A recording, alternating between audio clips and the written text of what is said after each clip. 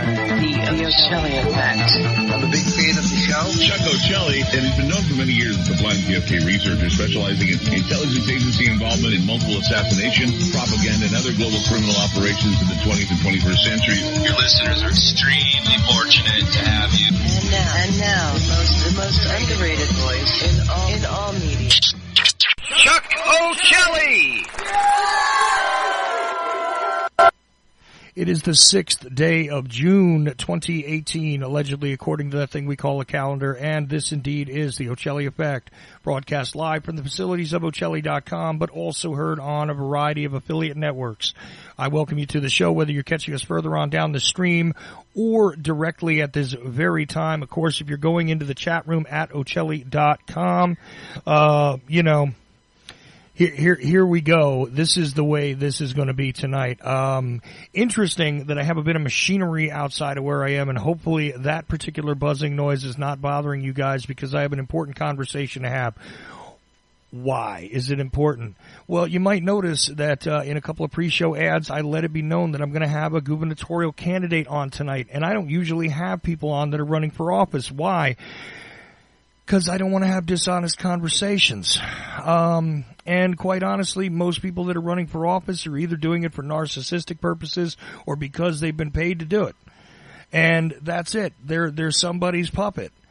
And that goes across the board. I mean, obviously, I'm sitting in the state of Georgia, by the way, for those of you that forget about that. And here I am in a place where pretty much the GOP dominates the landscape. They are pretty much paid to play all around. Don't really seem to care very much about the constitutional rights of the individuals here. Seem to continue on with the status quo. And you know what the Democratic Party is like here? About 25% of the population maybe will support them. And I have no idea why, because they're completely incoherent. So, here it is. This is my state. This is the way it looks. And the only party that I have ever registered when I've registered to vote, the only party that I've ever registered with is the Libertarian Party. Now, problem there. Does that mean that I have always voted Libertarian? No. And that doesn't even mean that I've even bothered to vote in some cases. I got to tell you why. I am disenchanted with the majority of individuals that put themselves forth. Now, in this state, again, my observations, I see a lot of people quite content to allow things to be the way they are. They don't seem to necessarily understand that there might be an option outside of, red state's a red state. That's the way it is. And factually speaking, I probably got more in common with some of these red state people than they want to believe, but I get under their skin really quickly because I just don't buy the whole government needs to tell me how to live constantly argument from them. Okay, my opinions are not part of what's going to really need to be discussed here tonight because fact is, looking around the background of the individual I have with me tonight, I got to tell you that this is not your standard guy running for office. Politicians from Georgia that I've had on this show before, well, let's think very carefully. Derrick Grayson I've had on this show, and I've had Cynthia McKinney on this show. That's it. Have I had the opportunity to have others on? Yes, I have. Did I want them? Absolutely not. But Ted Metz is unique. And I'm not going to explain to you why Ted Metz is unique. I'm going to let him do it. And I know that that's exactly what he's going to do. And the first question that I'm going to present to him, and he's been patiently waiting while I go through this rambling explanation because, again, this is not something I do very often, and I'm not going to do it in the typical standard way that you get on most of these television shows and all this other stuff. I mean, I've taken a look at some of the coverage that Mr. Metz has been given, and pretty much he has been dismissed by a whole bunch of ridiculous superficial media sites, including Atlanta Magazine, which, I'm thankful, I guess, that they even bothered to mention him, but it looked like a Teen Choice Award article or something like that going out there, and this is some serious business. There are some issues here in this state and across the board, and quite honestly in our country, that need to be addressed with a bit more of serious journalism as opposed to what was given to him by Atlanta Magazine.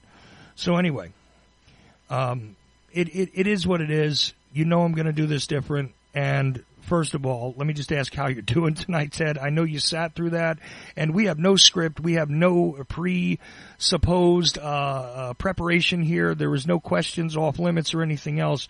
You come on here absolutely just, I'm the man, I showed up, and I'm going to take whatever I'm going to take. Am I right or wrong? You're right, and I'm really looking forward to this. I'm hoping to have some fun and really change some hearts and minds about what's really going on and what needs to happen in order to get us back on track. Well, that's the key here. And there's a lot of things in this state, and I'm not going to address them individually or get into personal things here, but quite honestly, there are things that the court system does in the state of Georgia. There are things that the police do in the state of Georgia. There are laws that are apparently in place here in the state of Georgia that don't really seem to make very much sense when it comes to a clear-headed examination of both the United States Constitution and the Georgia State Constitution. By the way, every one of your states has a constitution as well, in case you guys didn't know that.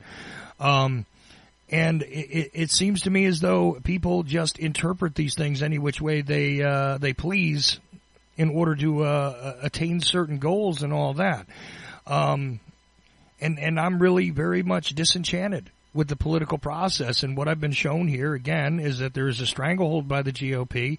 There is a fully dysfunctional blue side, and again, libertarians not really showing up for the most part in a lot of places. I mean, I've only been here a couple of years, so maybe it's just the Trump malaise in my political viewing that has caused me to forget about it. But quite honestly, I want to be able to vote and support libertarian. I want to. I really do. It's just that, again, the dysfunctional nature and the lack of courage that I see being shown by candidates in other parts of the country, it's just very disheartening. So here's the big question. A lot of libertarians want to tell us about the things that they want to take away, the things that they want to eliminate. We want to get rid of some of these things that a lot of people can agree are very bad, but they never seem to explain what it is they would do if they actually got in. And in some places, libertarian candidates have succeeded in more local elections in the houses, the state houses and things like that. But the really big jobs never seem to go to them because they never have an idea of what it is they would do if they got into the office. And I've never asked you this question. We've never had this conversation. But again, just having studied you a little bit, I'm willing to bet you've got an answer. Well, I hope I have several solutions. And this is one of those questions that, where do you start? I mean, the first day of office, what do you do? The first day of office is what I'm planning to do is actually try to form citizen committees to look into some of the graft and corruption that's going on within the office. I am going to hire people to essentially connect the dots. Who's connected to who? How are they benefiting at taxpayer expense? Shine the light on it and then, refer them to prosecution. That's ending the corruption is what we need to do. How do we go about it other than having someone actually go through all of the records with a fine-tooth comb to connect the dots is the only way we can really do that. Some things have been blatantly obvious, and there are some people who've already been slapped on the wrist for doing things that would have put other people behind bars for years and years. We have an unequal application of the law, and that's one of the solutions I'm offering is to make sure that we're applying the law equally, regardless of who the person is or what position they hold or how much money they have. But that's not really, that's part of what I'm planning to do for the solution overall for the future generations of Georgia. Well, I think on day one, what I'm really planning to do. Let me stop you right there and tell you something. That is a great answer. And I'm going to tell you why. A lot of people want to make these huge sweeping statements that are not very practical or pragmatic. What did you say? You're going to have to bring some people in because you haven't been in that position yet. You're going to have to bring some people in to help you study exactly how deep the rabbit hole goes when it comes to the very dysfunctional nature of what has gone on politically over the past few years, certainly, and who knows how deep it actually goes. But I mean, it's quite evident in what you can see publicly that there are problems here. And first, you figure, let's clean up our own house before we get to setting policy. That to me is a pragmatic and perfect answer, and it's not meant to grandstand, and it's not meant to make these grandiose statements about what it is you're going to implement right away and, hello, here comes a new sweeping big government guy. That's not what you're saying. You're talking about cleaning up things, first of all. And I find that quite remarkable. I think that is absolutely wonderful. So please continue on, though. I mean, that's your first order of business. I love it. Go ahead. Well, and that's just it. I mean, we have to take an inventory to see where we're at, because I don't think there's any actual accurate, transparent reporting of the state of affairs that we're actually in. So, yeah, studying the landscape to see where we're really at, where we're going, what's in the pipeline, who are the power bases, who's in control, who has influence. All of that needs to be discovered and made public, for that matter. One of the things you may know, for the last 6 years, I've been a grassroots activist. I've been involved at the Capitol for the committee hearings, pretty much like lobbying as a citizen lobbyist, trying to get the legislators to understand that what they're trying to do is not constitutional, either federally or by the state constitution, yet they do it anyway. I was one of the people who was at the committee hearings for the bill they were trying to pass to legalize no-knock warrants. Just to give an example of how heinous some of these people are who try to take more and more of our rights away. I want to reestablish all of our natural rights. Georgia, 1 in 10 Georgians is in prison. Why? Because it's profitable. We need to take the profit motivation out of policing. Whether it be at the city level, the municipal level, the county level, or the state level, there is too much law enforcement going on against the little guy who really did something that he has the right of conscience to do, or he has the natural right to do, but somebody, like a Gladys Kravitz type that doesn't want you to do something because she thinks it's morally reprehensible, that kind of stuff has got to stop. So that's kind of my aim. I will have a bully pulpit. I will have news media. So I'll be able to explain how jury nullification works and how it's part of the Georgia Constitution. And if the law isn't right, they need to acquit. So, that's future plans. No, I think on day one, it might be fun to issue an executive order to basically across the board say no more arrests for possession of cannabis less than 2 ounces. And that would, if they can't arrest people for cannabis less than 2 ounces, they're going to do a lot less traffic stops for a hanging license plate or a turn signal that's not operational or whatever. The policing for profit stuff has got to quit. I've got this huge vision that government is so top heavy and so dependent on taxpayers that it's going to collapse. Governments are going to collapse because look at California. They've got several cities there that have collapsed because they can't make their pension obligations. They have too many people on the payroll. Retirees have too much benefits. It just goes on and on. What are we doing to solve that problem? Because we know that in our current situation where we have a 1.8 population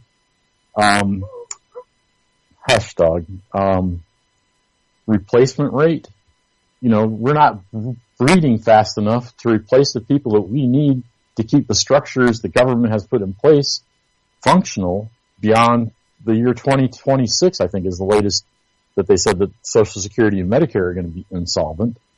Why is that? Because, kids aren't having children to replace the workers to pay into the tax system. So we have a declining tax system and an increasing budget year on year.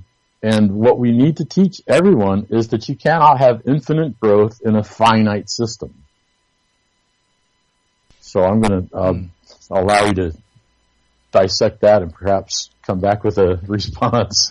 No, I appreciate that. This is very sensible. First of all, you do have a population here which is extensively involved with law enforcement. Now, you're talking about a prison population in this state, but there is a significant number of people that are on probation also, and that is being run in an interesting way.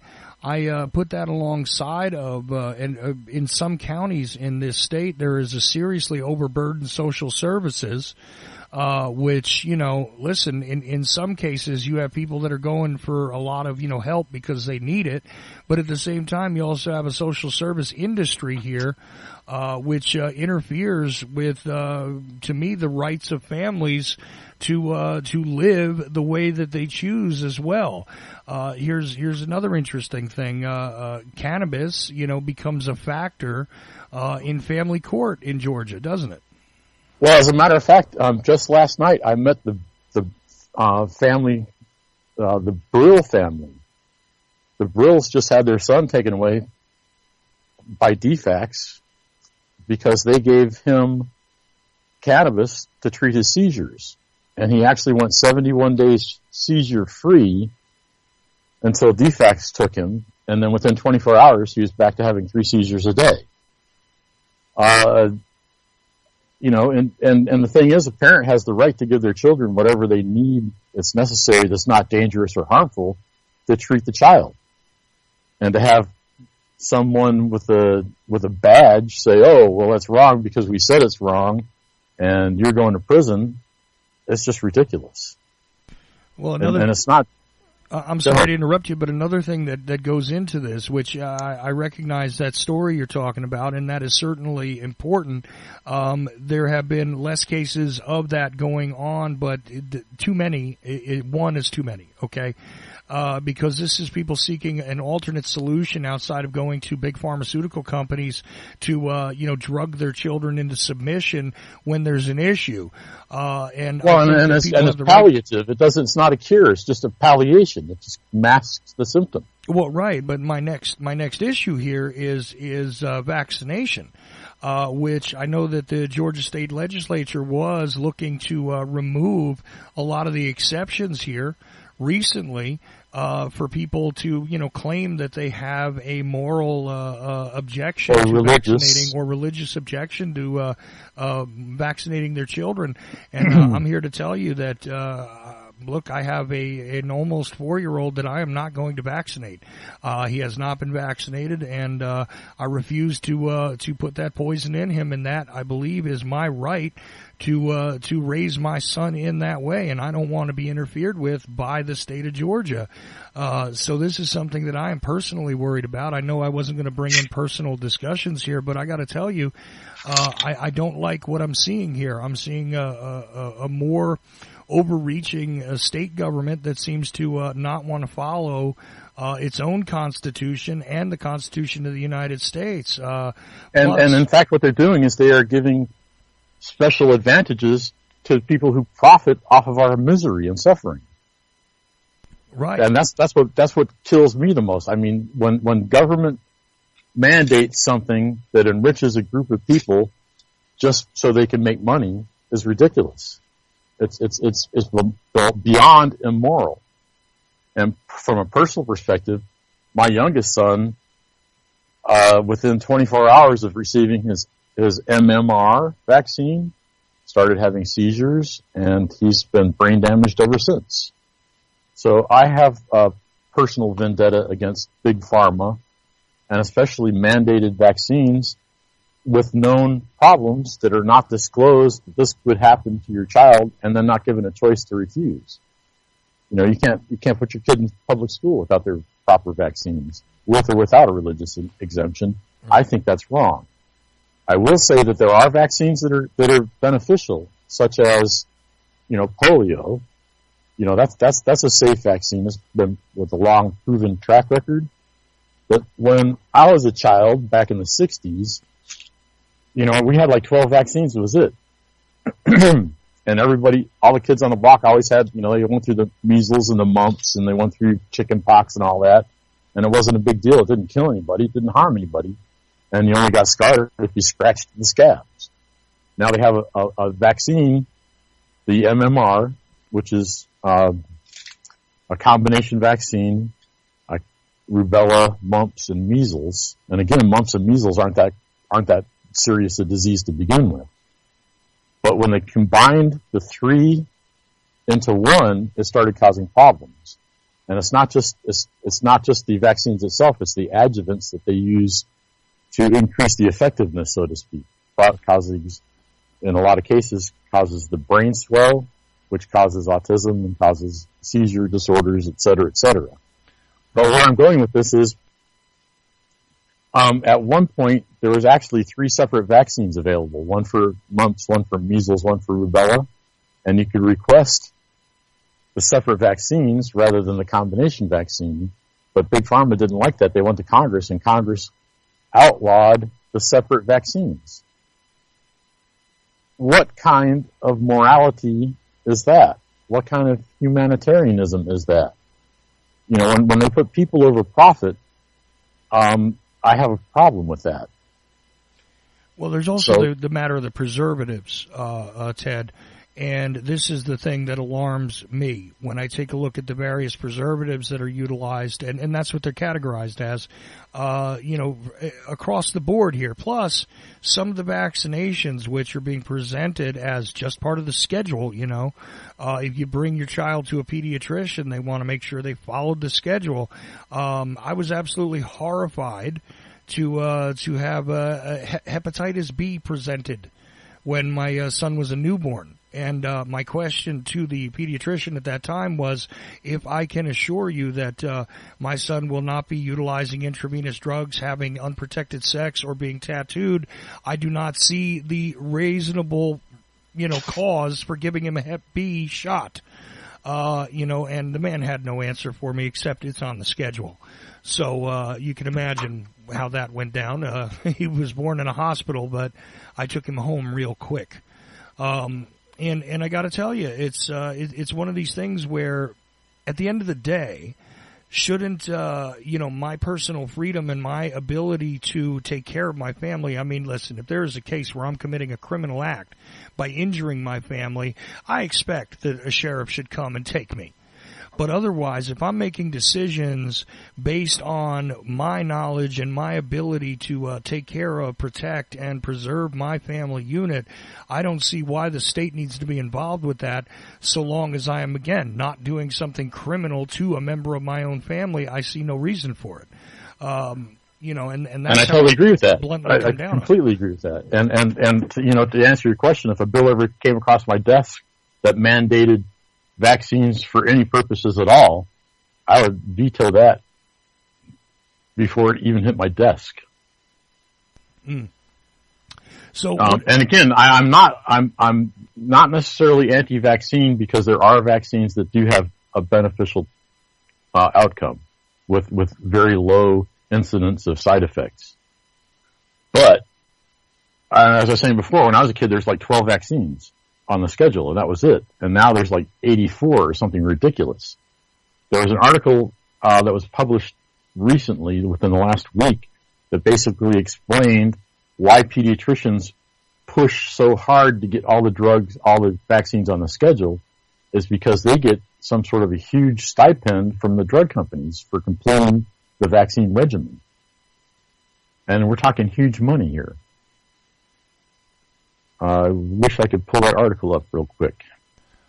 Well, if you want to go ahead and look, that's fine. I got to tell you what it does come down to constantly is the profit motive being held above the well-being of the public in general seems to be, the order of business for the two major political parties in this country. And I'm thoroughly fed up with it all and glad to hear the type of reasonable and measured language you're using regarding all this. Now, I recognize that, cannabis is something we could have a long discussion on, okay, Ted? But I don't want to do that right now. I want to focus on a general sort of view. And, you know, for somebody who is completely fed up with both parties but wants to vote, I mean, what would you tell them to try and, you know, I don't want you to sell libertarian to them. I want you to explain why it is they should vote for you, because you know what?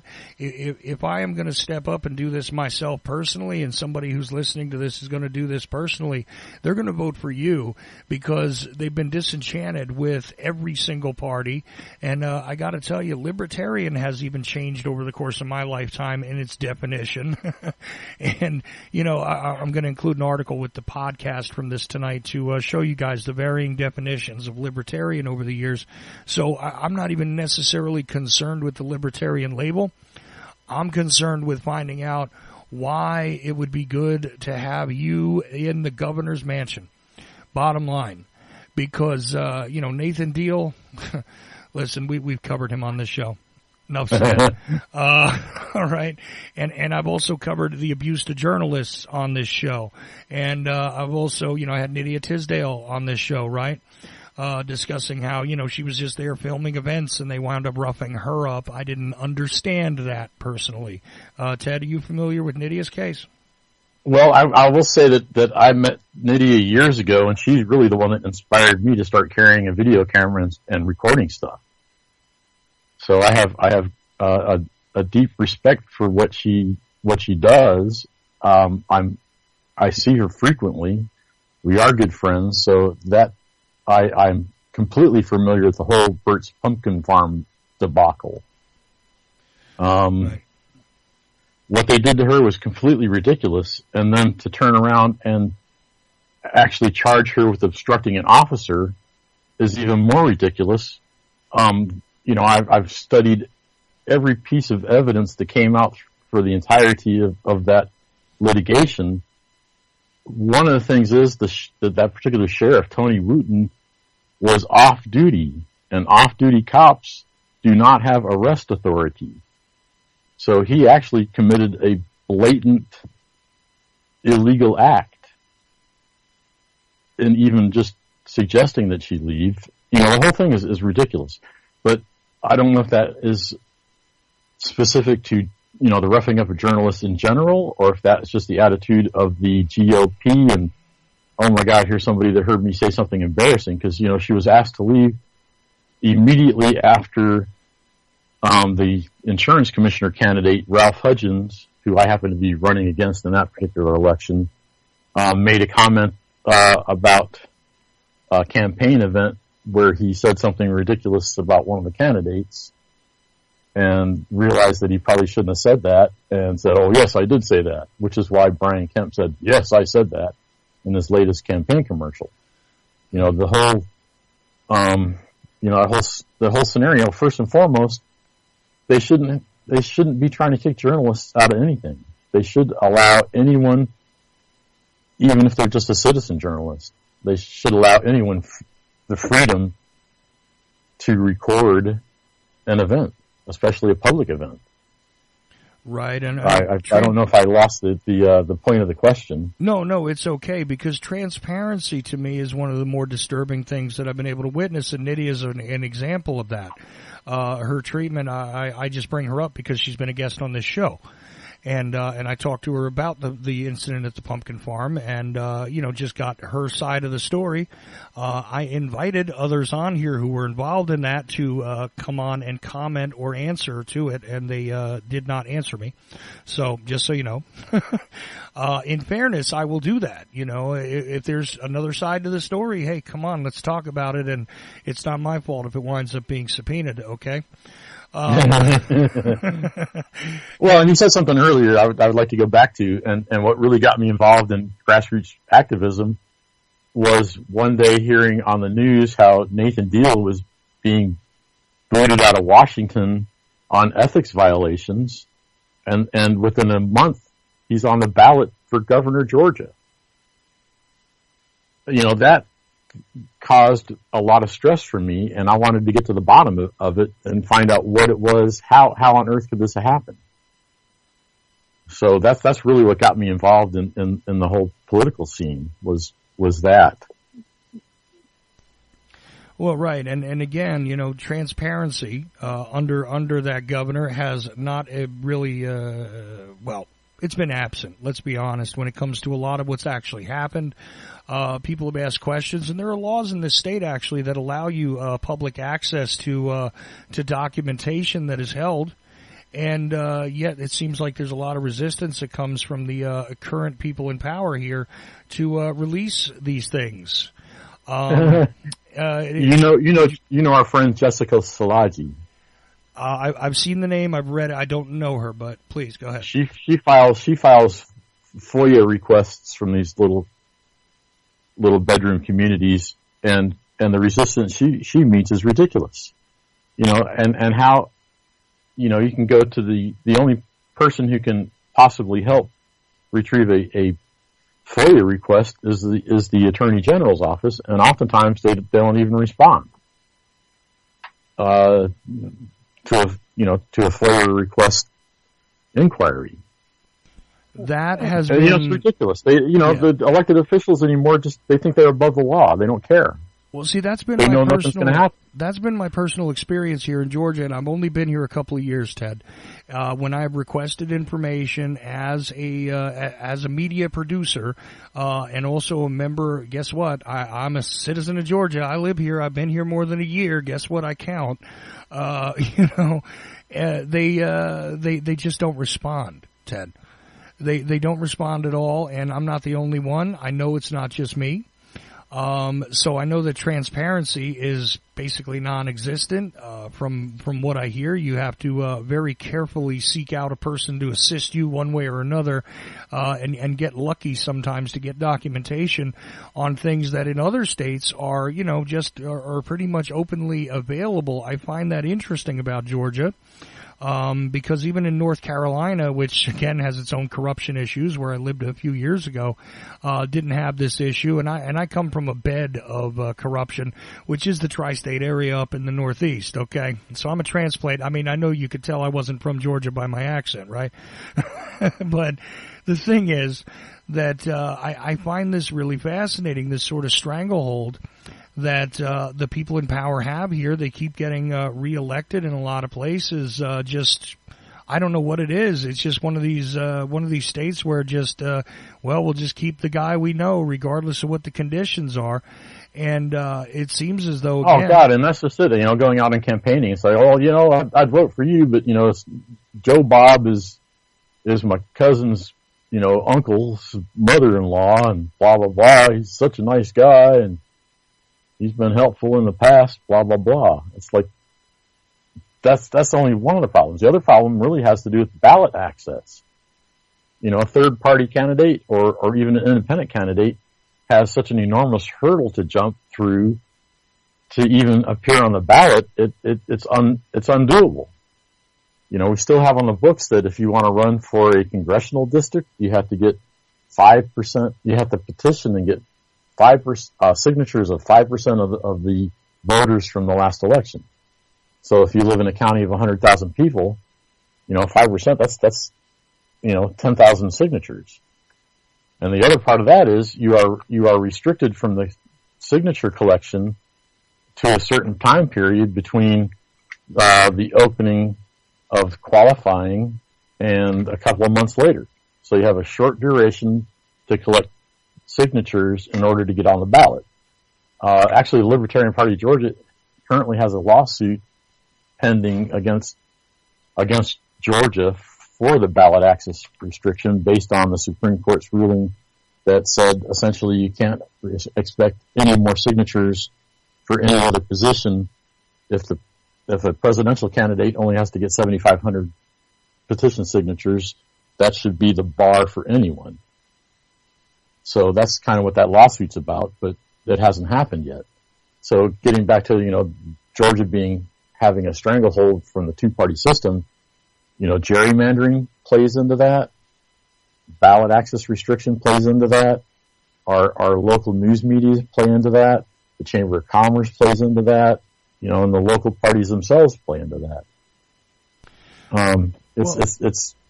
We haven't gone so far from a plantation economy or a plantation mentality in much of rural Georgia. It's kind of bizarre.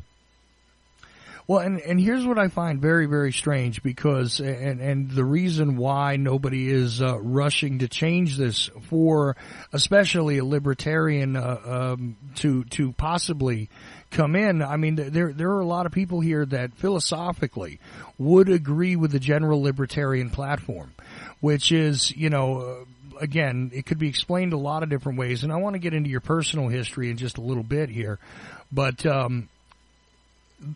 they would actually philosophically agree. The problem is that, again, like you said, ballot access is an issue. The other issue is that, quite honestly, the media, like I mentioned that Atlanta magazine article, I mean, this is the way that you're treated. You were all the way at the bottom. They didn't even bother to picture you, I think. And it was just like, okay, this very sort of bland lift from your website looked like to me, with some of the text, and that was it. And it was kind of just, incongruous with the rest of this ridiculousness. And the funny thing is that numerically in this state, only about 25% of the state will possibly even really enthusiastically support the Democratic candidate for governor. Okay, that's the reality here. And honestly, if you were able to create enough of a pressure, you wouldn't even need a majority in order to take things away. If you could just convince some of these GOP people that they've gotten the wrong person in mind for their philosophical belief system. Because the reality is, most people that you run into, if you explain without putting a label on it in this state, it seems like, and this is just my own personal observations, would definitely lean libertarian. But they're still voting GOP. And it's just, like I said, I don't necessarily understand that part of it, except for maybe, the media has, ignored the libertarian candidates here in Georgia. I think that's, part of the equation, but certainly not all of it. I wonder if you would speak to that, because I think that if people got to start to talk to you and hear from you, in a third party sort of way, from that outside perspective, I think if you got to just represent yourself as you're doing right now, unrehearsed, unscripted, and were able to interact with people, I think that they would get behind you. I really do, and there's a couple of issues that are key to me that, like I said, maybe we'll put them on hold for now, but could you explain to me, why it is? I mean, I know some people will take the stance that, well, listen, that's the majority, that's the way it is, and I want to vote for somebody who can win, and libertarians can't win, and look, granted, in some places that might be the case, but the way that this is balanced here in this state, quite honestly, it seems to me like a prime opportunity for libertarian, and especially you, Ted, to be able to actually incite a lot of those GOP voters to be more true to their own philosophical positions, as opposed to adhering to the grand old party. What do you think? Well, I want you to remind me to answer that question, but first I want to say you may or may not know that I was on Derrick Grayson's campaign staff for his first run, and we learned a lot about the news media and the way the party works. And Jim Galloway from the Marietta Daily Journal happened to get on the elevator with us at a particular event, and he turned to Derrick and said, "Derrick, I really wish you were one of the establishment candidates, because you'd be a lot of fun to cover." Essentially what he was saying is, because you're not one of the establishment candidates, you don't have a snowball's chance in hell. And that's been the way it is forever. As far as being a libertarian candidate in Georgia, because I've been dancing around in politics for the last 6 years, essentially starting with the Ron Paul movement to infiltrate the GOP to get them to think more along the lines of constitutionality and less cronyism, less oligarchy. That didn't work out, so that's when I switched to the Libertarian Party. But, if as a libertarian, I think it's really easy to have people understand where we're coming from, because I think we all learned this in kindergarten, if not before. I ask people basically 3 simple questions. Number 1, do you like people telling you what to do? Generally, the answer is no. And then the next question is, do you like people taking your stuff? And generally, the answer is no. And then I ask, do you like people getting in your face and bothering you all the time? And they generally say no. And that's the 3 tenets is leave me alone, don't tell me what to do, and don't steal my stuff. That's the essence of libertarianism. Live and let live. Everyone has natural rights to do whatever they want to do as long as it doesn't interfere with someone else. And the other thing is the initiation of force. Government has a monopoly on force. I'll say that again. Government has a monopoly on force. The reason that we do things like pay our taxes, etc., is because we know if we don't, people with guns are going to show up on our door and carry us and put us in a cage. It's intimidation. It's force and intimidation. Police officers now showing up in essentially stormtrooper gear is a form of intimidation. They're not here to serve and protect. They're here to enforce the laws for their corporate masters so they can continue their gravy train on sucking off the cash cow public. So now I'm going to ask you to remind me what the question actually was. Well, you know what? You answered part of it in a big way right there by explaining, what libertarianism is in the most basic sense, and I appreciate that. And it does sound like a schoolyard explanation, but it works, doesn't it? Well, that's it. I mean, everybody wants to be free. They want to be left alone. They want to do what they want to do. Well, right. And look, free to pursue what it is you wish, so long as you're not harming somebody else, or like you said, interfering with someone else, and obviously harming them would be interfering with them. It's just that simple. And I don't understand why it is that we're not hearing that articulated by a lot of these libertarian candidates in other places. But look, we're not here to criticize them. I'm here to focus on you. So that's because they're too busy trying to philosophize with Rothbard and Ayn Rand and get heady and all that stuff. And that's the biggest problem that libertarians have, is that generally speaking, if you look at the bell curve, we know that the bell curve in the middle is an IQ of 100, right? And then on the right side you got IQs to infinity, and on the left side you got IQs to 0. And libertarians tend to be on the high side, intellectually speaking, and they try to speak in terms that they understand perfectly well, but it's way over the head of the average individual. So that's where we get in trouble, is trying to explain things on the same level of our understanding, instead of getting down in the sandbox and saying, simplest, like Trump. My words are the best words. Trump won essentially by using a vocabulary that was catered to a third grader. Right. And and unfortunately we're really in a situation where you have to use LOL and, TTLY or whatever, Well, see, that is a difficult thing, right? Because that you actually led right into my next question perfectly, because when we talk about the shifting landscape of politics as of late, I mean, you can't ignore Donald Trump in that. And I am, just for the record, in case you don't know, I am somebody who bashes this man continuously because I'm from the Northeast. I know who he is. Okay. And the other thing is that it's like almost like clean mafia, right? It's like wannabe mafia. It's like, listen, let me put it, look, I got a vowel at the end of my name, Ted, so I apologize for making this statement, but I got to tell you that this is what happens when a guy who isn't Italian thinks he wants to be. Okay, and that's what happens. Now, here's the problem with it, though, and believe me, anybody who's listening to this who goes, oh, here he goes, he's one of these lefties. No, I'm somebody who thinks that, the Clintons were not held to account for the many crimes they committed either, just like the Bush family. Sorry, the elitists generally get away with stuff. That's the way it goes because of the selective enforcement we were talking about with Ted earlier. Right, the two-tiered justice system. Exactly. So it doesn't really matter if you're allegedly on the left or the right. I think it's all an irrelevant stage show.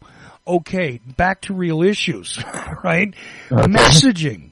is the thing that Trump did, though, very, very well. He was able to get a message out, and this is the thing that is missing from the third-party candidate, generally speaking. And look, I can do the math here. You have a legitimate ability to wreak havoc here and to possibly even win, considering the very strange landscape here in Georgia politically, if you can get a message out. Right? And that's the thing, is can you actually get that message out, do you think? And also, you know, do you have a streamlined, simple thing that, you know, everybody can grasp already? Do you have the Trump solution for the third grade vocabulary to get people to understand it? Because, listen, you got to be honest about it. A guy who had no experience, which, you know, I believe that I believe I could step into the presidency and understand things better than this guy. You know, no experience, no previous experience with government whatsoever, no ability at, you know, running an organization that actually functions in the way government does, even at its most dysfunctional or functional. Even when it's doing good, you know, this guy has no idea how it does good, has no idea how it does bad, has no idea what the Constitution says, and apparently has no idea about the words to God Bless America. But anyway, the point is that he was able to convince people that he could do it because of, well, here's my background and I have an image, but also I've got a message. What is the message that, you know, that Ted Metz has that can be put into that really short, you know, that really short, concise, simple statement that can get people to say, okay, I can understand that, even if I'm not fully, you know, awake and upright at the moment, because that apparently is the condition of a lot of people, because they don't hear all of what's being said. But if you can properly message to people, it doesn't matter what their intellectual level is.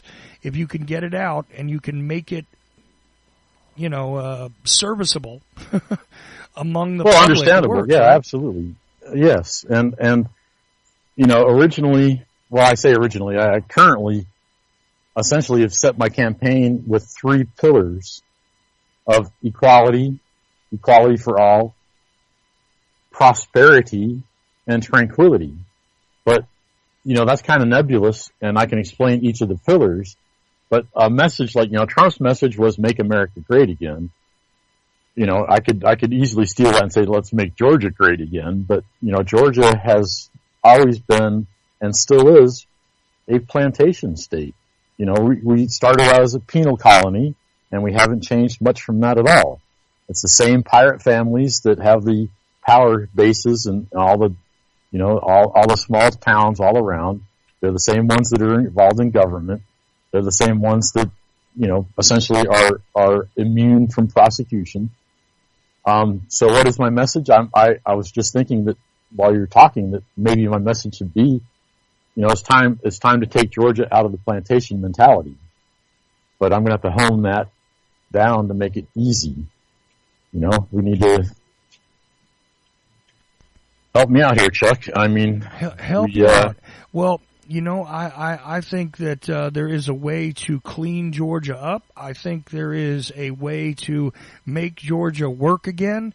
I think, you know, you could go real simple with a slogan like "Let's go Metz," which is really funny because I was a Mets fan, you know, baseball-wise, when I lived in the Northeast there. And that's what we used to chant at the stadium, "Let's go Mets." So these are the things that come to my mind for simple statements that could possibly get people going. You know, let's go Mets. I know I'm kidding, but, you know, make Georgia work again. You know. Well, and I'm thinking, you know, actually I'm thinking more like let's think Georgia, you know, let's give Georgia back to the people. There you go. That would probably be the best message is like, you know, it's time to give the power back to the people. Return Georgia to the people. I don't know. You know, it's a working, we're bouncing ideas back and forth here. I mean, we're having a private conversation in public, but I think that this is the kind of message that needs to be gotten out there is that, you know, quite honestly, most of the decision making and a lot of things that are affecting your lives as citizens of Georgia as people here on the land they call Georgia in this allegedly sovereign state. Quite honestly, there are people that have used surrogates and utilized the law for their benefit, and I think it's time that people enjoyed being free again in Georgia, maybe, that's the thing. And, you're definitely speaking to that. Again, look, slogans are not necessarily my strong suit, but, nor apparently mine. but it almost seems like that's the kind of thing you have to do now to get the attention. And I'm going to tell you right now that, I hope that you and I have more conversations. Because I want to follow what happens with you as this goes on, because what is the date that the election will occur in Georgia? The general election itself is November the 8th. I believe it's Tuesday, November the 8th, but early voting will start in October. I see. So we do have time. Oh yeah, there's plenty of time, and one of the things I don't know if I should bring this up, but you may already know that I've just suffered through major treatment for stage 4 cancer.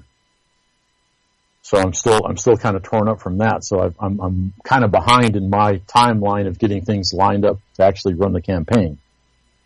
So there hasn't been a lot put out there yet, but I'm working on it. I'm finally back at the point where I'm working diligently every day trying to get stuff accomplished. Oh, I understand. Let me make you understand something. I wasn't placing the onus on you for not getting things out there. I'm placing the onus on the media here in Georgia for not following what it is you're doing. That's where I place it. Okay. I was aware that you had been ill. I wasn't going to bring it up because I didn't know if you wanted to, quite honestly. But the fact that, you're coming out of that and still willing to come out and be here's an interesting point, by the way, be a minister to the people. Now, I think this is an interesting point because the meaning of a minister is someone who serves the people. And what is missing for me in all of these interesting political races and discussions as of late is candidates who want to tell you all about what it is they believe is correct, what it is they believe should be enforced, what it is they believe should be done.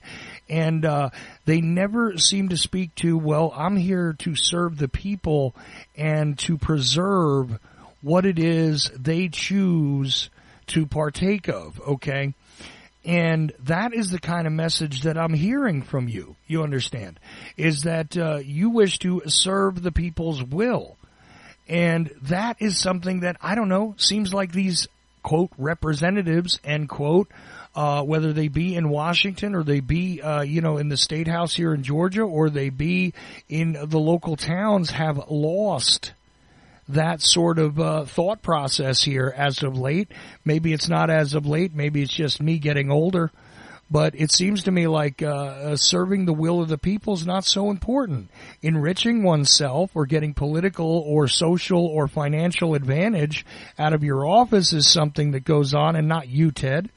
I do mean when I say you, I'm talking about the politicians in general, especially those that are part of the two major parties. This seems to be a primary concern, but serving the will of the people is something, I don't know, seems to have been forgotten. It hasn't. It seems to have turned into, what can I do to enrich myself and my friends? When we have congressmen, we'll talk national level, that go in to office, with a net estate of $300,000, and then 10 years later they've got a billionaire.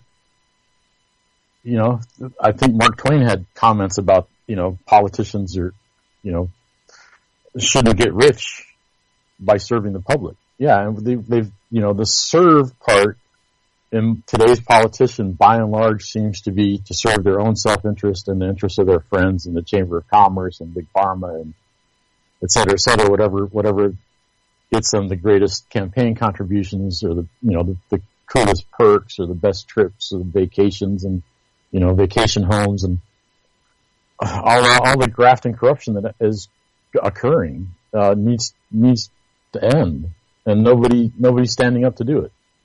I lost track of the question. I apologize, because, getting off on my high horse on ending the corruption and the oligarchy and returning power to the people is really where I'm coming from.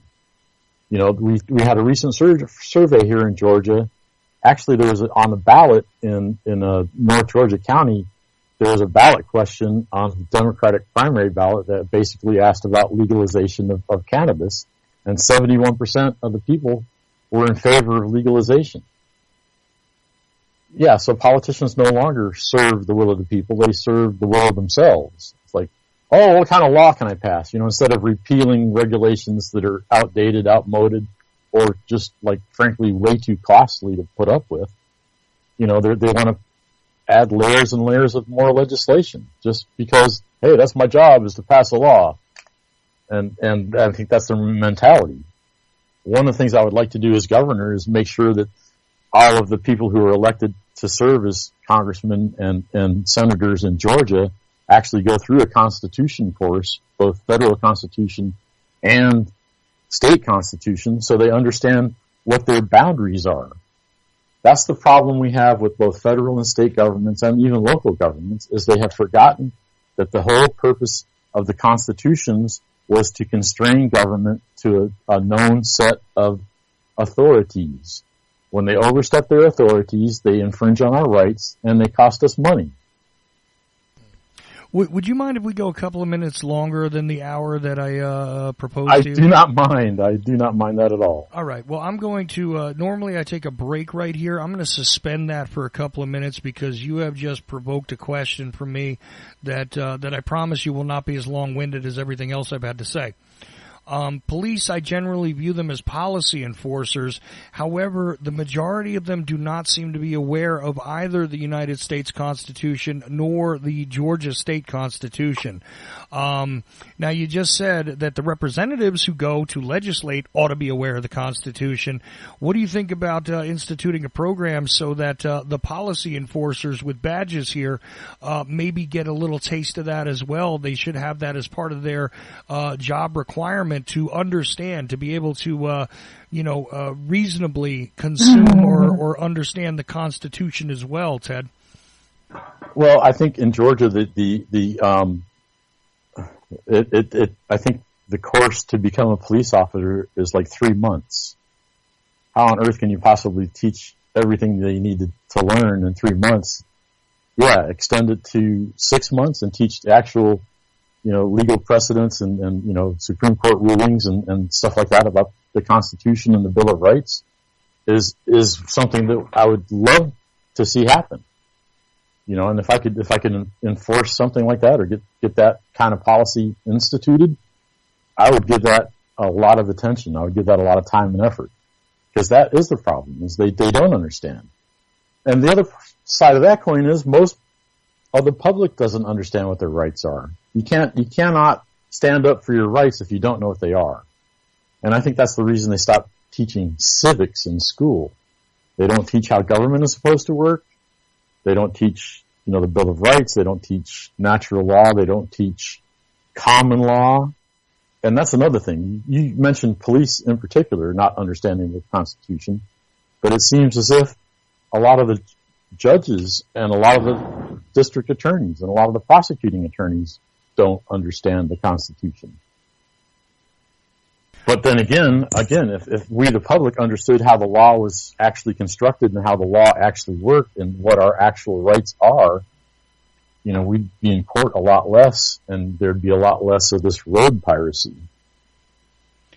There'd be a lot less enforcement. Well, right, there certainly would, and here's another interesting point to think about is that you just said a lot of the judges seem to be lacking when it comes to understanding the constitutional rights of the people that are put before them. But at the same time, personal responsibility needs to come in here, because most people going to court have no clue about what it is they have a right to do and what it is they are being asked to do. I've seen some interesting things regarding that in the past few few years here in Georgia, Ted, and I got to tell you that it seems as though there is an appeal to authority where there has been authority vested in some of these places here where people just simply say, well, they have the authority and that's the end of the story. This is not always the case. They don't necessarily have the authority to do some of the things they're doing. And I find it interesting that, yeah, they're trying to bring the no-knock warrants into the state, try to legalize them by writing some legislation. But here's an interesting point, and now I'm going to go to cannabis really quickly. Quite honestly, I don't understand the constitutional issue with cannabis. And here's where it gets a little odd, and I'm going to just throw an idea at you and see what you have to say about it. But it appears to me as though if someone were to claim that the use of this were part of their religious practices, okay, because I am not actually a Christian, but I can tell you that there's ways I can explain to you that cannabis could be utilized in a Christian sense, but I know that'll bother some people. But anyway, the thing is, if I were to claim that, I don't see how that is not protected by the First Amendment of the Constitution of the United States, which, to my understanding, should have supremacy over any legislation which is passed. In other words, this issue, along with many others, seem to be superseded by the state legislatures in some cases, and I wonder about that, first of all. And second of all, as governor, I'm very sure that you would make some rather interesting executive orders. I'd love to see what happens, and it's always great to see cockroaches scurry when you turn on a light, which would be well worth anybody's vote. Believe me, if somebody was thinking about what they were going to do in Georgia regarding the governor's race, if we can somehow find a way to get somebody, in there like Ted, I got to tell you, it would just be worth it. For the first couple of weeks of what would happen in this administration, because well, that's just it. I mean, if I start getting popular, I'm actually thinking that they're going to try to do all they can do to intimidate me, like burning crosses in my yard and things like that. But one of the things about cannabis and arguing in court over cannabis is a lot of people don't use the right argument. Because, first and foremost, if it's a federal offense, if they argued that the United States government, according to the Constitution, Article 1, Section 8, Clause 17, has no jurisdiction outside of the Beltway. That would be the first thing that they're not arguing the cases right. The other thing is the right of conscience is essentially what the First Amendment is all about. If you have the right of conscience, if you don't think it's wrong, the legal concept of mens rea, if there's no mens rea, if you don't think what you're doing is wrong, they shouldn't be able to prosecute you, and the jury should acquit.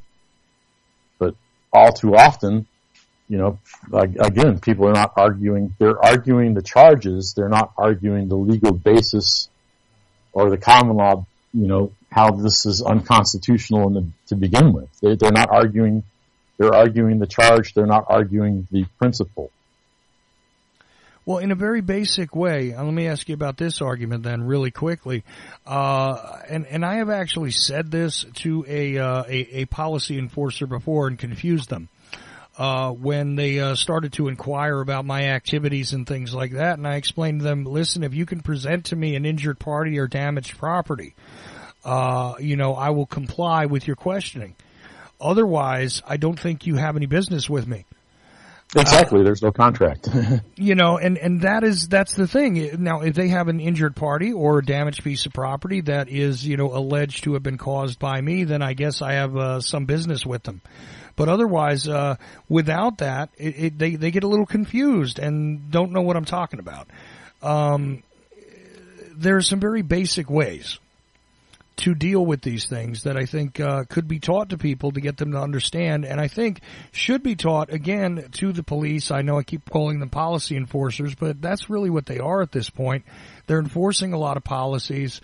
As are the judges. The judges are also policy enforcers. Correct. And that's it's got nothing to do with the law. It's got to do with, the current policy. And that's the thing. So, with all this having been said, and I think this is a fascinating introduction. I can't wait to see what the feedback is from this discussion because I'm sure some people are not going to be thrilled with me, but that's okay. Because maybe I was a little rude to you or something like that. I'm sure I'm going to get that. But the bottom line is, Ted, I think these are the types of questions and conversations that need to be had. And there will be more, hopefully, if you're willing to come back on. I would advise that people go to tedmetz.com, which is TEDMETZ.com, and go ahead and explore Ted's background for yourself. I see an interesting photograph there where you met Oliver Stone, and I got to tell you, after more than a quarter century studying the JFK assassination, I have not been able to accomplish that, so good one on you there. But anyway, again, I make little jokes. Sorry. No, it's okay. I want to get back to what you were saying just a second ago. It's like if more people understood the law and their rights, and especially, the elements of a crime, means mode of opportunity, but there has to be a victim. If there's no victim, there's no actual crime. And that's what, that's why I'm saying that people often argue the charges rather than arguing the law. Mm. And that was my point about bringing up, look, if there's an injured party and there you go, where's the crime is my question, basically. But I've asked for, a specific, an injured party or a damaged piece of property. That's about as specific as it gets. I mean, there's really not many criminal activities that could be outside of that, I think, Ted. I think that's a reasonable question to ask, don't you? Well, and that's just it. I mean, law enforcement in the past had been about an injured party, whether it be property damage or actual physical injury. And then all else was like, that's, you guys have to work it out. Just get along. It's your neighbor. Love your neighbor. Instead we have everyone's at trying to figure out how am I going to sue my neighbor because I need $10,000 to send my kid to school this month. It's crazy. And that's not to say that every police officer in the state of Georgia is like this or is a bad person or anything like that, but there's far too many of them that don't necessarily understand the job they're doing, is my point. And I've had better experiences with sheriffs, quite honestly, and I'm not often interacting with law enforcement, thankfully, but when I do, I got to tell you that sheriffs seem to understand their duties a little bit better than some police, and not sure exactly how to explain that here in Georgia. I know why that is in some other places, because they actually have to know these things in order to become sheriffs in some places. I haven't studied that, but I got to tell you that, quality of individuals that I've run across from the sheriff's department seems to be a bit higher than it is from the local police. But again, I think there's a lot of very simple solutions here that could be offered, and one of the things that you stated here is that, hey, listen, let's expand the training just a bit to get them to understand the rights of the people they're going to interact with on a daily basis. Common sense. Right, and that's, yeah. And de-escalation. Teach de-escalation. Well, right. And that's the thing. It's like the video after video that you see on social media of interactions with the cops, where the cops are the ones that are escalating the violence. No, absolutely. Time and time again. And why is that? Why are they? What the hell is with these people? Are they just like insecure? Well, I don't know what their motive is. What is their mental is. issue that makes them fear for their life when a chihuahua comes to the door? Yeah, I know. I mean, and there they are in their bulletproof vests. Oh, I feared for my life. Well, and this is something that really that still bothers me today. Kelly Thomas, beaten to death by the cops for being homeless. No, you're right. Cops were all acquitted because their lawyers successfully argued that that's what the cops are trained to do, and that was the point at which I understood that we're training cops incorrectly. We need them to, and is that the way they want them trained because they're the ultimate enforcers? They're going to be the ones loading people on the train to the gas chamber, so they need to be like this. Is that their eventual end goal for the elite? Well, we've seen far too great a militarization of the police, basically. And then the 1022 program from the DoD, in my estimation, the pre-staging of military equipment and tanks and drones and missile launchers is really for the DHS, the Department of Homeland Security, to have pre-staged weapons caches for the Second Civil War, which they're trying to foment, in my opinion.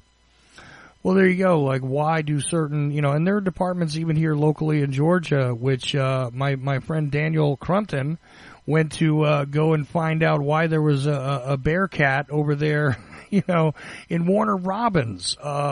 Why was that piece of equipment necessary? Here we go with the excess equipment from the DOD, right, being distributed through that program, which is a fascinating thing to look at, by the way.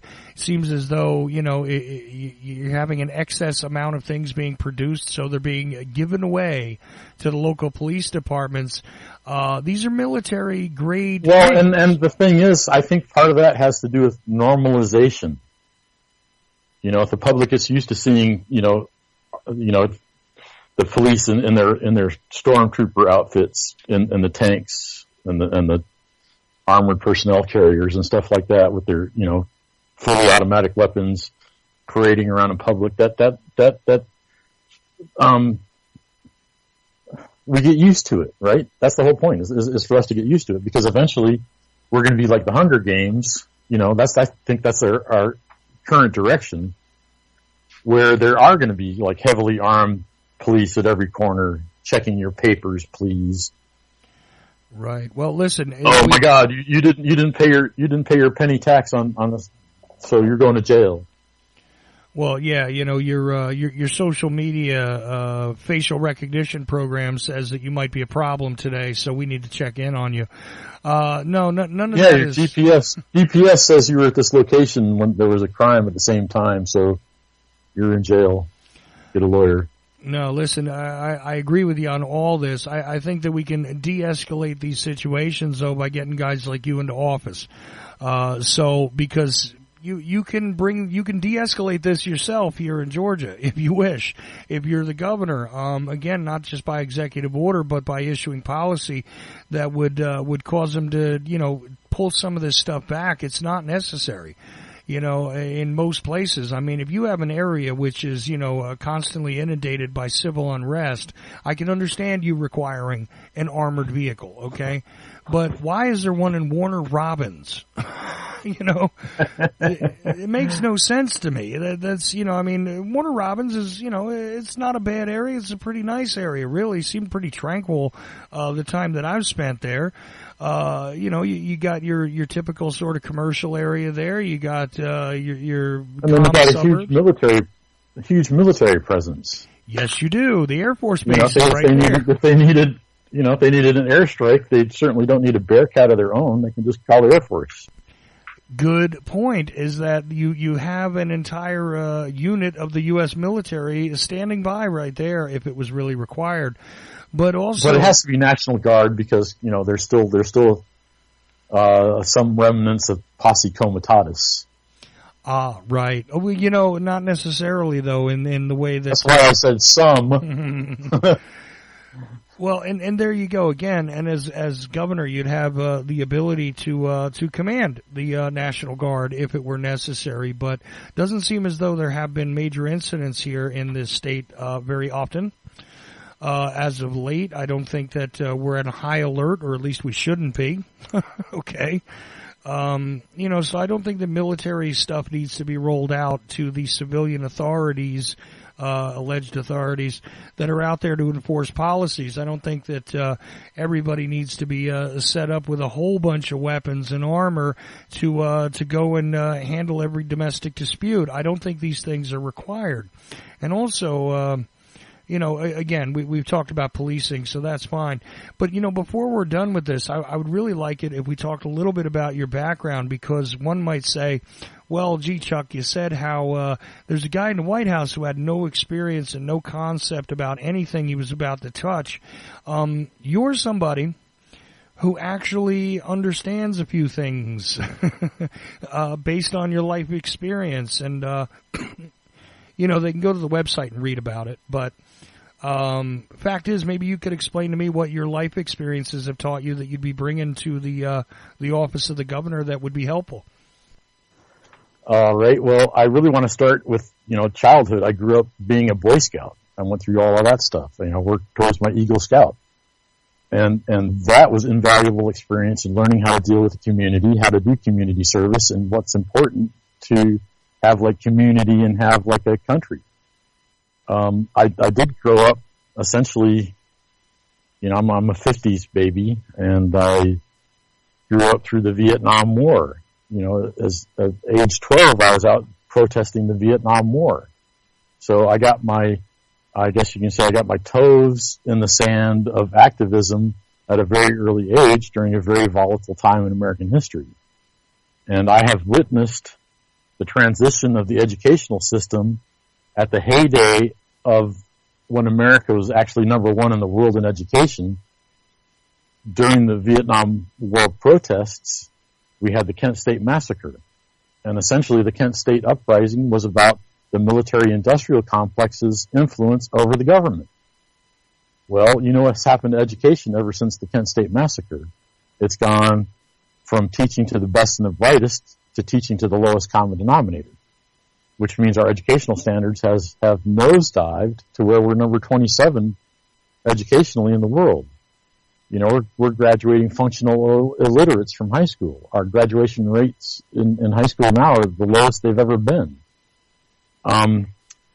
So again, going back through this, watching the decline of education is one thing, watching the rise of the military-industrial complex, watching Kennedy assassination, watching Martin Luther King being assassinated, the whole equal rights movement, the whole civil rights movement, the bra burning in the 70s.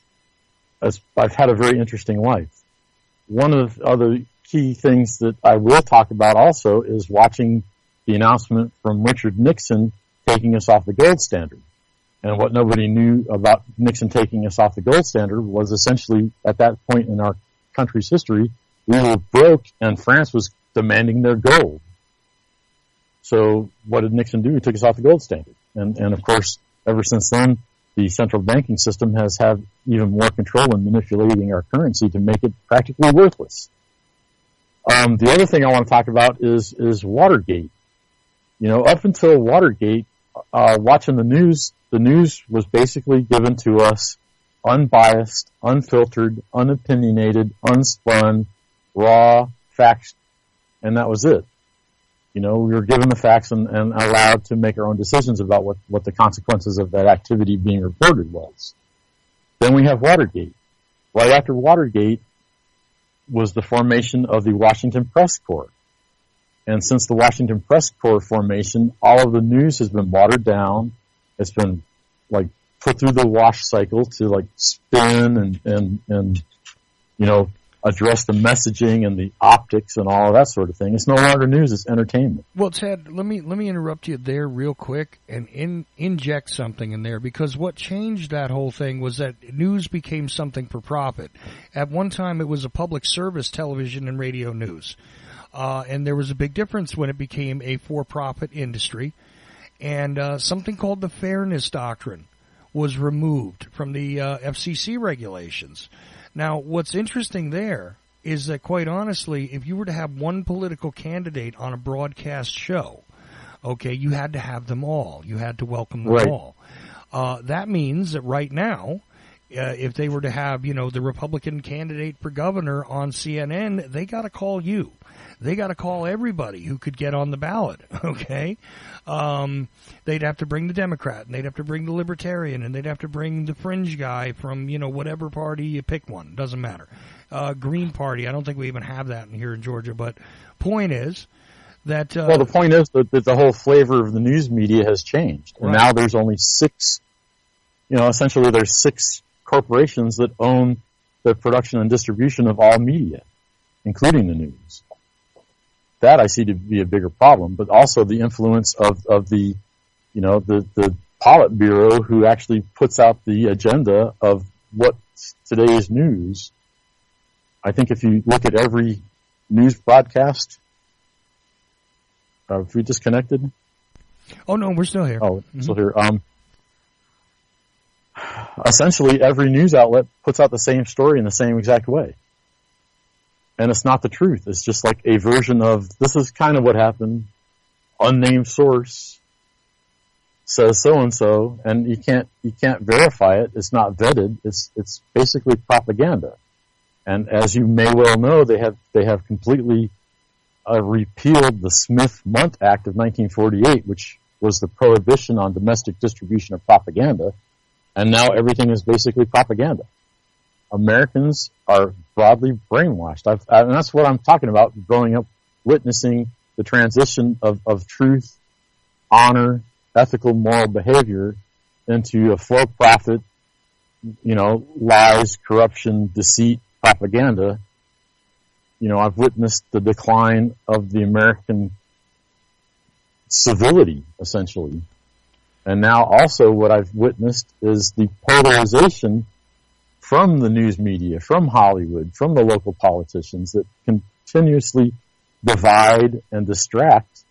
So we're not paying attention to what they're actually doing to us. We're just worried about, that guy's a neo-Nazi.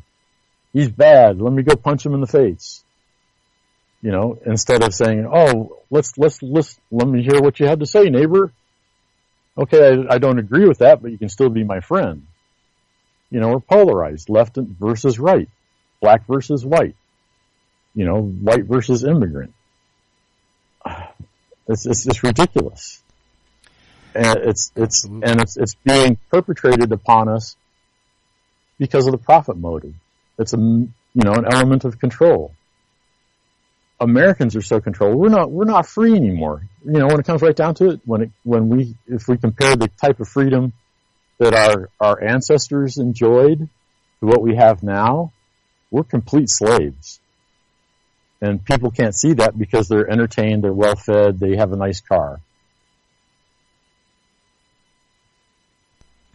So no, I don't know. That didn't really explain my background. I just gave some of the things I've witnessed in my experience. No, you gave me some very key things there, and they're very important. I mean, we've now almost run an hour and a half. Well, in the next 10 minutes, let me tell you the rest of my story. Yeah, that's. I did start working at a very early age. I worked for a commercial nursery. We grew flowers and trees and shrubberies and such, and I started doing sales in high school. I graduated from high school in 1976 to give away my age. I did 2 years of college, and I worked essentially as a telemarketer. And interacting with people, I've come to appreciate that people. Well, the other thing is I got to travel a lot. My dad was in the Air Force, so we moved a lot with the Air Force. So I have a lot of different experiences from all over the world. I've gotten to find out that people, no matter where they are, human nature is the same. We all want the same thing. We just want to be happy. We want to be healthy. We want to be left alone. We want to do what we want to do, but that's another story. So anyway, after high school, I did 2 years of college, and then I joined the Navy, and I learned electronics in the Navy. After I got out of the Navy, I was in the electronics industry in the 80s, which was one of those boom industries. Until, things change, right? And industries change, and I'll get back to that in a minute, which is why we're having such a problem with our economy now, is because the nature of our economy has shifted. So anyway, after the Navy, I went back to school. I studied a lot. I basically worked my way through college, doing various jobs, including insurance sales. I actually worked as a chef in several top-notch restaurants around Georgia. I was the sous chef at Polo Fields Golf and Country Club. That was great fun. I really enjoyed that. But at the same time I was going to school, I actually also worked for Scientific Atlanta, doing, high-tech telecommunications stuff. That's the same people that produce a lot of the cable boxes, right?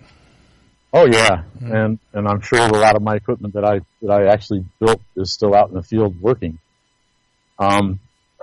But, and then I went into the satellite television industry and did the big satellite dishes, and I also did the DirecTV. I did DirecTV as an independent contractor for a number of years. made fantastic money doing that, and got to travel all over the state, meeting families individually, and everything. I felt like I was really doing something for people by improving the quality of their lives. Now, in retrospect, I see that what I was doing, giving them the choice of 500 channels to be brainwashed by, I feel that was the wrong thing to do. So anyway, I also, after I gave up DirecTV, I went back into the insurance industry, basically in the senior market of health insurance for people with Medicare. I learned a lot about Medicare. I was in the Medicare industry when they came out with the prescription drug plan and Medicare Advantage plans. And actually that's when I finally, I ethically could no longer do that after I figured out that the prescription drug plan was nothing more than a taxpayer giveaway to Big Pharma. Because who consumes most of the medications in America today? Senior citizens. And if now we have taxpayer funding for Big Pharma to continue to charge their exorbitant prices for the medications that these senior citizens need, again, took liberty and freedom away from mainstream America and gave the profit to Big Pharma so they could turn around and return campaign contributions and Obamacare legislation to Congress and get that forced through. The country's not run by a bunch of legislators; it's run by special interests. But that's another story. Right. Well, so if you I did insurance for a long time, and then after I kind of gave up doing that because the ethical dilemma I had of enabling taxpayer giveaways to large corporations, and that's when I started doing the grassroots politics. Yeah, I think it's really well written on your website right here because after it says you built and ran an insurance agency, if you wouldn't mind, I'd like to read in part from what it says on your website to give people a clear idea if they've never heard you before of exactly who you are. Is that fine by you? Go for it. Okay. So now semi-retired, this is about Ted, obviously, from tedmetz.com. Now semi-retired, he is an activist fighting to restore the rule of law and to stop the corporate takeover of the government. He has been tirelessly engaged to affect people's attitudes about liberty and self-determination with involvement in many groups and organizations, including VoterGA, Georgia Activists, Libertarian Party, Georgia Care Project, Peachtree NORML, those two are cannabis organizations, Solutions Institute, OathKeepers, Georgia Coalition of Patriots, Informed GA Grand Jury Forum, Operation Educate, sorry. See, the blind guy trying to read, it's fun. It's like the deaf guy trying to hear. That's okay. I do my best, Americans for Prosperity, Heritage Action Sentinels, Tax Revolution Institute, and many others. And it says that you got involved in grassroots politics as a libertarian-minded novice with the 2012 Ron Paul campaign, which you mentioned earlier. And Ron Paul is somebody I wanted to support, by the way, but realized he was going to get hijacked by the GOP very early and just kind of threw up my hands like usual. It's like, it's just sucked right into the big corporate takeover. Anyway, sorry about that. No problem. Because that's something I can address that also, like being at the convention, the 2012 GOP convention in Orlando, where the hell I had that, Tampa, I forgot where, but anyway. I remember it was Florida. Watching the hijacking of Ron Paul was extremely disheartening. One of the delegations who was 100% behind Ron Paul, their bus driver apparently was instructed to get lost. So like an entire state delegation wasn't even at the convention because their bus driver was taking them on a tour of the country. Amazing. That kind of stuff is not a coincidence. But some of the other things. No, they literally held people out in other states, before the convention. They held them out, to not be able to get, things passed because, you gotta approve it in a certain state to be able to have them on the ballot and all that kind of thing. They did physical things on a really low level to try and, again, derail that entire campaign. But to marginalize Ron Paul, that was the goal as far as the GOP establishment was concerned. I mean, and Paul is, again. Well, and also to marginalize the message of ending the tax burden, ending, having sound money. If people really understood that our entire system, our entire monetary system is based on debt. It's not based on wealth. Mm. No, there's that, but there's also something I've been focusing on recently because Ron Paul's still writing now about what's going on as far as, the fact that if you would have had a guy like him in there, you would certainly have seen a change in this interventionist military strategy we have, continuously feeding the military-industrial complex for the sake of itself. And listen, I'm not somebody who believes that we shouldn't have a military or anything, but the fact is that war for profit is the order of the day, and it's one of the greatest jobs programs in American history, the entirety of the military-industrial complex. I mean, it's Keynesian economics at its finest. I'm sorry, but that's what I see. It's cronyism or oligarchy or what the left now calls capitalism. Yeah, isn't that interesting, too, how the left has more... And do you realize that the last declared war that America was in was World War II? Right, because Korea was... And we really didn't have justification for that anyway. No, well, Korea was what, a police action, the Vietnam... Which led into Vietnam, that was kind of like... And because we owed France so much money, that was kind of like a favor to them. Yeah, and then we got NATO. Mm-hmm. Eisenhower got us. Actually, it was Woodrow Wilson that got us into NATO. Looking back through, I don't mean Woodrow Wilson. I mean Franklin Delano Roosevelt. Was the one that was the initiator of the UN. I mean, looking back in history, looking at the steps. And this is the other thing that I would love to touch on, is that a lot of the problems that we face in America today can be traced. I don't know if I want to go there or not. So it has to do with the 10 planks of the Communist Manifesto. If you look plank by plank, there has been. I think McCarthy was right, and sorry that he got railroaded. But the Fabian Society since the 1800s have been trying to infiltrate government to change us to Marxist communist, and I think Obama put the final couple of nails in the coffin to finally, I guess, put in place all 10 planks of the Communist Manifesto. And anyway, that's getting back to this whole interventionism stuff.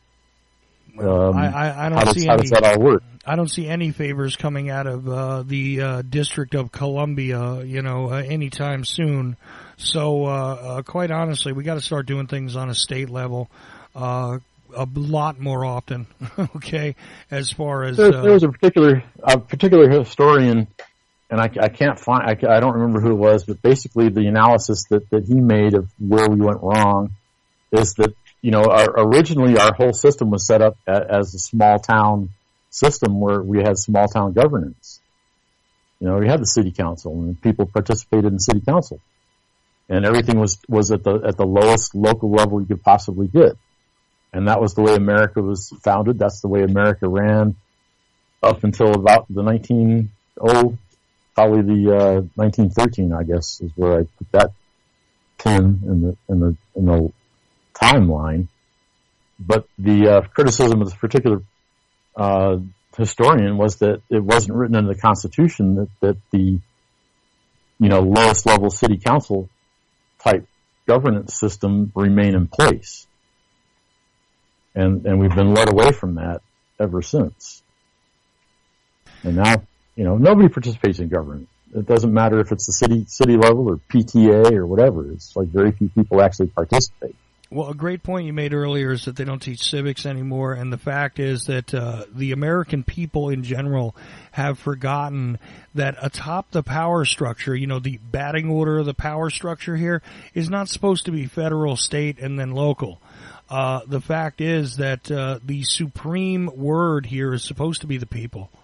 We are Yes. supposed to be in control of this, and that's why I used the word minister earlier, because those that are, serving in government, that's the most basic meaning of the word minister. I didn't mean it in a religious sense, although they're supposed to be serving the people as well. The fact is that that's what it comes down to. And people have got it backwards. They believe that the authority resides with those that are supposed to be elected to represent them. That is very strange. It is their authority that should be above the rest. And that's it. That's all there is to it. It really is. And here's another thing that I've sort of observed is that, I think government, that Obama actually created a department for psychologists to look at how to manipulate American thought. Over the course of the last century or so, all of these government departments have sprung up basically to alleviate the common man of their drudgery. And essentially, we've been tricked into allowing government to take over functions for us that we could easily do ourselves, but now we have to pay taxes in order to have it done, and now they're telling us how they're going to do it. And that's, and now we have a generation graduating from high school right now that insists on having universal basic income so they don't have to work. All this, they're entitled instead of having responsibility for doing things themselves. Everyone is entitled because they know government will take care of it for them. Instead of self-governance, they should pass a law.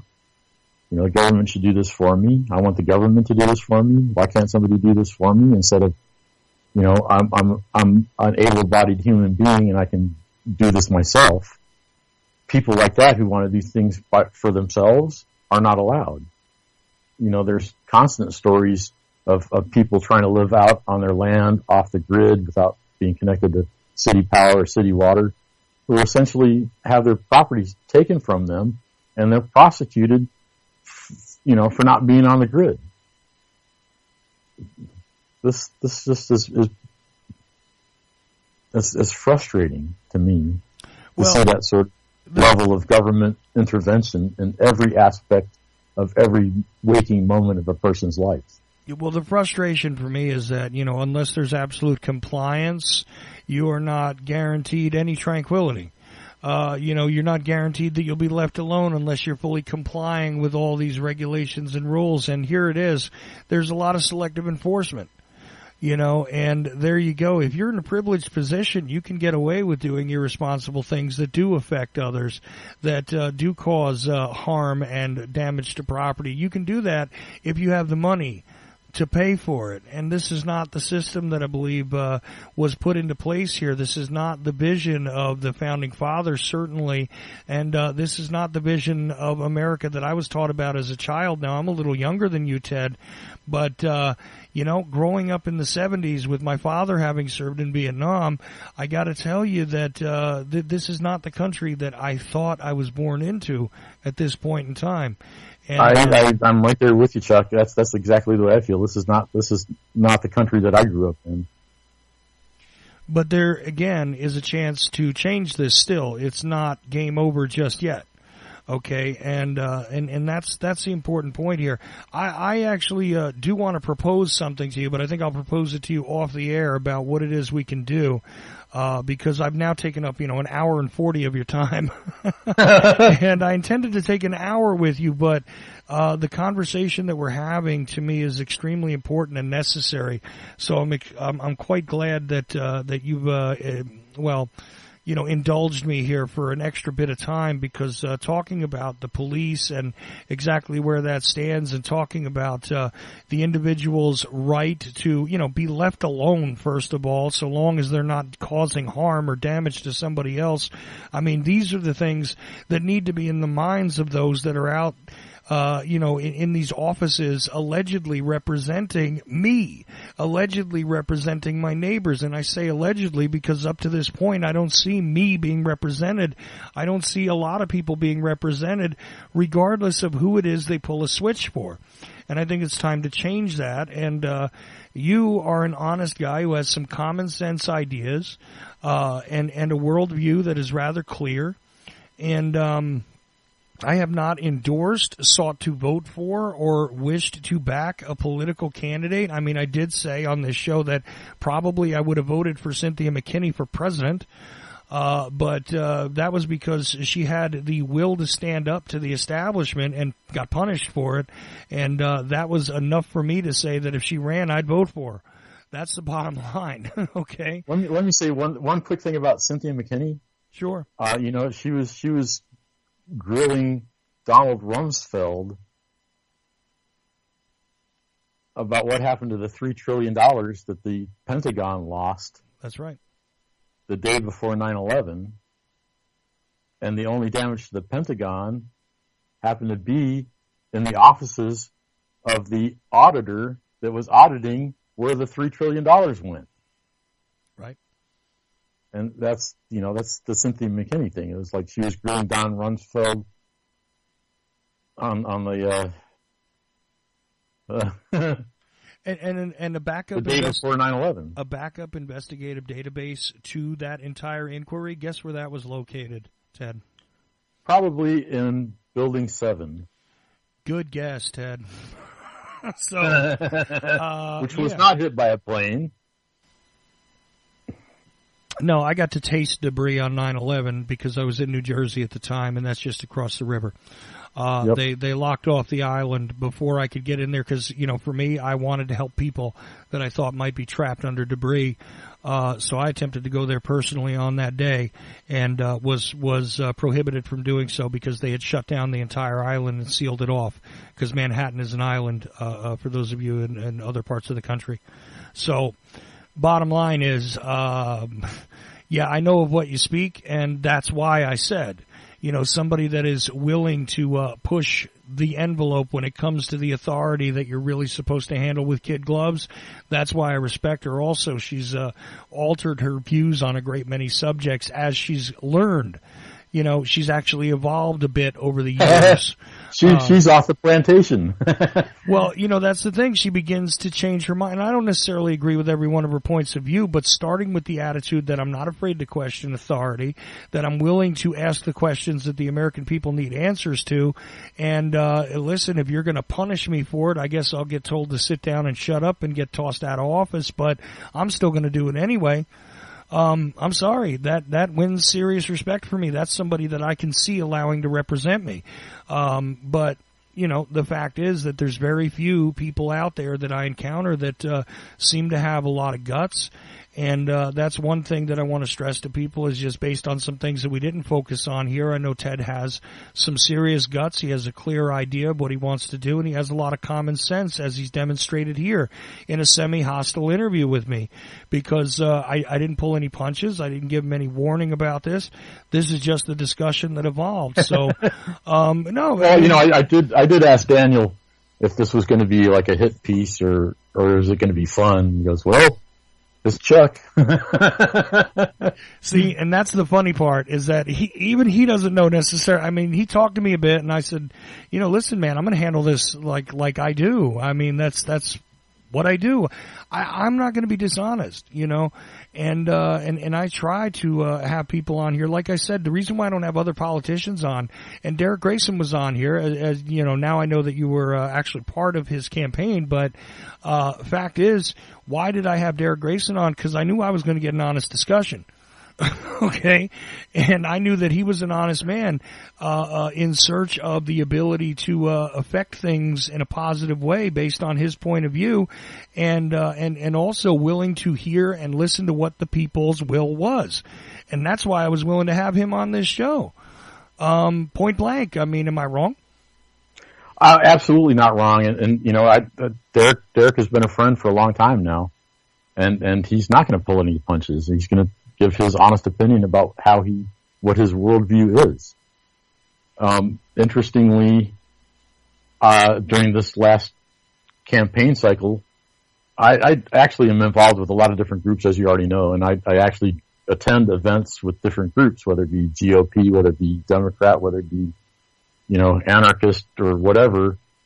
Watching these politicians to speak to each of these different groups, to deliver a different message to each of these groups was rather telling.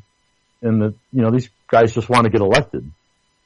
Why do they want to get elected? A lot of times I feel in my heart is that they are trying to get elected because they've got a scheme where they can make a lot of money if they could just get into office and get all their buddies, the legislation they need to build the bridge to nowhere, to put in a monorail system, whatever they're going to do that we don't need and can't really afford anyway.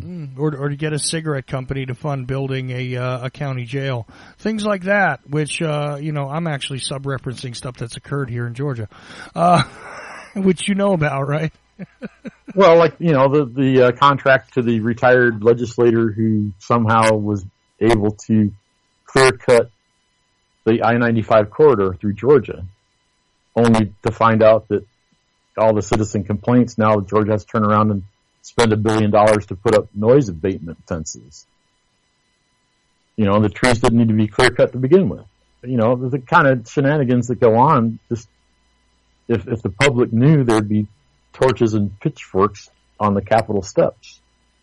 See, but would there be is the question, because it seems to me like there is such a lack of transparency once again that I don't think people understand what's going on until it's already happened, it seems like, and that's the fascinating part about this. But look, I really do want to leave this wide open for you and I to continue to have discussions. I want to actually follow your campaign, if you'll allow me, to do it with you as you go. And I'd like to continue this discussion and touch on, whatever topics, come up during the course of it, but also, leave it open. Maybe we can take calls, next time, or we could take questions, from, I have a chat room, I have, Skype questions that come in sometimes. I didn't open up any of that tonight. I had a conversation just between you and me. We had a one-on-one here where, I'm coming in a little hostile because right away a red flag goes up in my mind when I see anybody running for office. I hear that. I understand. But again, the thing is, I happen to know that you're a guy who is, principled and, actually is willing to, put in his own, skin in the game. And this is a, this is real, and we could see a real change in a place like Georgia, which most of the country feels, doesn't ever change. It's probably the same way it was during the Civil War here. That's not true. This can be changed, and, people can have their ability to enjoy their liberty, restored. It is a possibility, and I think a good step toward that would be encouraging Ted Metz. And again, tedmetz.com if you want to go and learn more about him. He says he's going to get out a lot more information as time goes on. And we have time to follow the campaign between now and November, which I knew the answer to that question when I asked you, Ted, but I wanted you to say it. That this is coming up. And I think we have the time, and we will have the ability to reach enough people. This goes out as a podcast afterwards, gets played in a bunch of different places. So, I think people could learn a great deal by watching what it is you do, and by example, we can show them what it looks like for, an actual person who wishes to be a servant of the people. Again, adhering to the fact that they recognize that it is the people's rights that are of primary concern, not what it is they can graft and gain from the office, especially with your step one program, which is, well, first I've got to evaluate the situation and figure out where the dirtiest parts of the house are so we can start a scrubbing. I like that, Ted. Yes. I really do. And so I give you the final word here, and really, we've almost gone 2 hours, which I didn't expect. But next time we'll make it a little more concise and focused. But I think this is a stellar introduction to being able to follow your campaign. And I hope you take me up on that. I'd like to be able to do it up between now and November as much as possible. I would thoroughly enjoy that. So the answer is definitely yes. We may have to like time shift and do things that like just record it depending on my campaign schedule. But yes, I would very much enjoy that, because this has been a great interview. It actually has given me a chance to think about a few things that I haven't thought about, especially like, my slogan, "Make Georgia Great Again." I don't know if I like that one. I know that was a total joke. That was totally a joke. I swear. Cool. It's cool.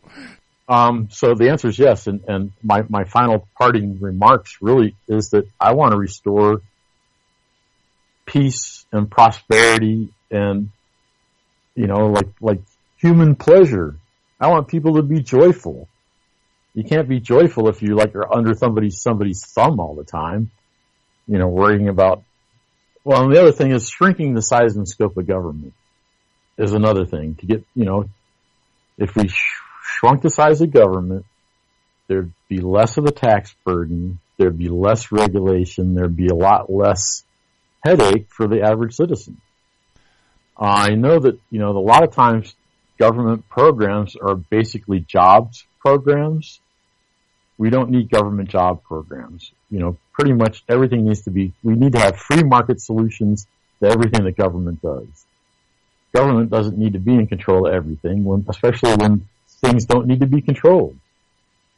That's kind of where I'm looking at. I want to make sure that my grandchildren and my grandchildren's grandchildren can enjoy peace and prosperity and not have to worry about if they're breaking some ridiculous law where they can go to jail and be in the private probation system after getting out of a private jail system for something that had no victim.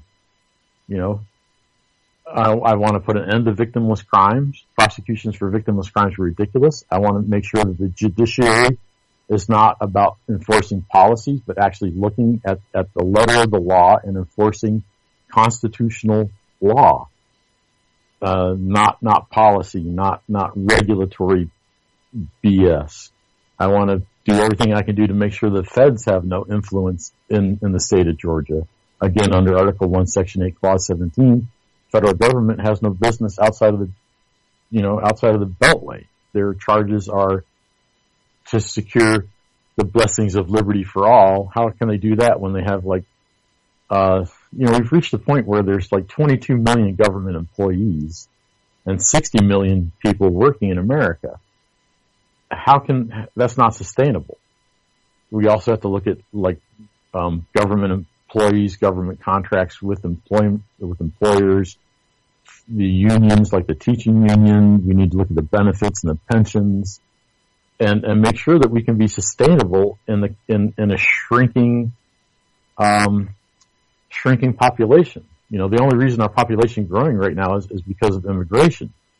We are not replacing the number of people we need to sustain our current tax burden and this current size of government. So we have to shrink government in order to accommodate a smaller growth in the population. So those are my goals, is to make sure that Georgia is peaceful and prosperous for the next 7 or 8 generations. Well, it sounds to me like a couple of words that I read somewhere at one time, which were life, liberty, and the pursuit of happiness. Sounds like you're on board with making sure that that's exactly what people are permitted to be able to do, and not by permit. Okay, it's just that left alone to do. I'm going to say left alone to do. There you go. Left alone to pursue happiness and to have life and liberty. You can reword it a couple of different ways, but I think that's about as concise as you're going to get on that, right? So, yeah. Again, Ted Metz, I want to thank you for joining me, and we're going to cut out of here a little early, but I'm going to go into an overtime here and give you my final thoughts, guys, and maybe something else on the other side. But I took up nearly 2 hours of Ted Metz time here. He is running for governor of the state of Georgia, and I really do hope that you guys, take a look at what he has to say. Participate in the conversation, though. Give me feedback. Let me know. Ted is going to be on again. Let's discuss some of the particulars, whatever they may be, and let's all do better. How about that, Ted? I will also mention that people can go on to my Facebook page, Ted Metz for Governor, on Facebook, and they can actually post questions. If they have questions, I'll be happy to answer them. Oh, there you go. So I'll include that link as well. I'm working towards having an actual FAQ and actual issues and answers. A lot of times my answers to the issue is that's a federal thing. We can't do a damn thing about it. That's basic fact of the matter. Don't ask. I can't do anything about it. Well, that's the truth. But I mean, enlist our senators and congressmen to. Right, so you're available on Facebook. Look up Ted Metz, but also start at tedmetz.com. You got an email there too, right? Yeah, ted@tedmetz.com. Ted@tedmetz.com. Can't get any simpler than that. And Metz is simple than that, excuse me, but Metz is spelled with a Z. M-E-T-Z, by the way, guys, in case you're just listening. I'll include a link to that site along with this podcast tonight. But Ted, thanks for joining us. I really do appreciate it. And, maybe we could even take phone calls from you if you're busy sometime and do shorter segments. I really do want to follow what happens, and I might even be able to agitate and get you on some other media that'll do even more for you than what we've done tonight. That would be fantastic, Chuck. I look forward to it. So let's see what we do, and let's see what happens. We can change the situation. We don't have to simply submit. I am Ocelli. You guys are the effect. Have a good night, unless you're sticking around for the extra piece after the break.